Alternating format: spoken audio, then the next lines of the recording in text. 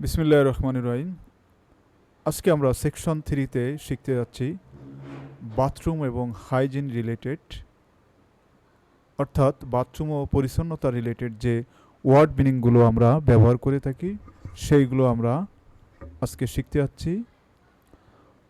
Shave, দাড়ি কামানো; কম্ব, চুল আঁচড়ানো; অ্যাপ্লাই, প্রয়োগ করা; ক্লিন, পরিষ্কার করা; ড্রাই, শুকানো; কাট, কাটা; রিন্স, কুলি করা; রিন্স, কুলি করা বা ধুয়ে ফেলা; ওয়াইপ, মোছা; ওয়াইপ, ওয়াইপ, মোছা; সোপ, সাবান লাগানো বা সাবান; পলিশ, ঘষে চকচক করা; পলিশ, ঘষে চকচক করা।